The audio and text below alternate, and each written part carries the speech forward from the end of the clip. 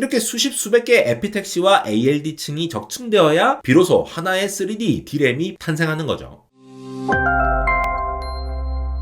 네, 여러분 반갑습니다. 에러입니다. 최신 스마트폰을 사도 이제는 혁신이 사라졌다라는 말을 많이 하죠. AI 모델은 점점 커지면서 더 많은 컴퓨팅 성능을 필요로 하기 때문에 마치 성능이 충분히 빠른 것 같지 않게 느껴지기도 합니다. 사실 이 모든 문제의 근원은 어쩌면 같을지도 모르는데요. 50년 넘게 반도체 발전을 이끌어온 무어의 법칙, 이 칩 위에 트랜지스터의 수가 2년마다 2배가 될 거라는 이 법칙처럼 작은 칩에 더 많은 트랜지스터를 쌓으면 반도체 제조 공정은 점점 더 미세화 공정에 주목을 했는데요. 그래서 이제는 어느덧 트랜지스터의 너비는 원자 12개 크기 정도로 작아져서 반도체 칩을 더 작게 미세하게 만드는 것이 점점 더 어려워지는 현실이 되었습니다. 그래서 반도체 산업은 새로운 돌파구를 찾아냈는데요. 작게가 아니라 쌓는 것, 그러니까 회로를 평면을 넘어서 입체 3D 구조로 만드는 공정의 혁신이 지난 10년간 시작된 건데, 안대공학 채널에서 다루었던 수많은 기술들, 예를 들면 GAA, 3D DRAM, CFET, 지금 다양하게 주목받는 수많은 이런 기술들에는 한 번에 원자 한 층씩 얇은 막으로 방막을 쌓는 기술, 아토믹 레이어 디포지션이라고 하는 ALD라는 기술이 빠질 수 없다고 하는데요. 그래서 오늘은 이 핵심적이고 필수적인 기술의 글로벌 리더인 첨단 반도체 제조의 숨겨진 히어로 ASM의 이야기를 한번 들여다보겠습니다. 반도체 산업이 이제 막 태동하던 60년대 ASM, Advanced Semiconductor Materials의 약자죠. 이 ASM은 1968년 네덜란드에서 시작해서 이제는 유럽, 미국, 그리고 한국을 포함해서 아시아 지역 등 전 세계 15개 이상 지역에 4,600명 이상의 직원을 둔 반도체 증착 기술 분야의 글로벌 선도 기업으로 성장했는데요. 이 90년대 이후 ASM은 ALD 기술 개발에 더욱더 집중을 해서 2007년 하프늄 기반 하이-K 게이트 절연체 소재를 사용한 소자 양산에 최초로 ASM의 ALD 장비가 사용되기 시작한 이후에 현재 업계 내 가장 폭넓은 ALD 제품 포트폴리오를 자랑하고 있죠. 또 3,400개 이상의 기술 특허를 보유하고 있는 이 원자층 증착 기술 ALD의 선두 기업으로 거듭났다고 합니다. 현재 ALD 시장에서 ASM의 마켓쉐어는 55% 이상을 차지할 정도로 입지가 압도적인데요. ASM의 이러한 ALD 기술은 반도체에 필수적으로 사용되어서 우리가 이제 일상생활 속에서 매일 사용하는 AI, 핸드폰, 전자기기에서부터 우주 탐사까지 가능할 수 있게 합니다. 그렇다면 원자층 증착 이 개념이 아마도 좀 생소하실 수도 있는데 이 기술에 대해서 좀 더 한번 살펴보시죠. 사실 반도체를 만든다라는 거는 결국 웨이퍼 위에 수십 수백 겹의 아주 얇은 막, 그러니까 방막을 쌓아 만드는 구조물이라고 볼 수가 있는데요. 근데 이 회로가 점점 복잡하고 깊어지면서 기존 방식으로는 균일하게 막을 입히는 게 어려워졌다는 게 문제인 거죠. 기존의 CVD, PVD 방식은 마치 스프레이 페인트를 뿌리는 것과 같은데요. 이 평평한 곳에 잘 칠해지지만 트랜지스터의 구조가 3차원으로 바뀌면 생기는 좁은 구멍이나 깊은 홈 안쪽까지는 도달하지 못하는 거죠. 이 문제를 해결한 기술이 바로 ALD, 원자층 증착, 아토믹 레이어 디포지션인데요. ALD는 자기 제한적 반응이라는 독특한 원리를 이용하는데, 이건 스프레이가 아니라 특정 조건에만 반응하는 기체로 된 아주 얇은 원자 크기의 특수 시트지를 한 층씩 보이지 않는 구석까지 빈틈없이 딱 붙이는 기술이라고 보시면 됩니다. 이 전구체 A를 표면에 흡착시킨 다음에 이 퍼지로 남은 가스를 비워내고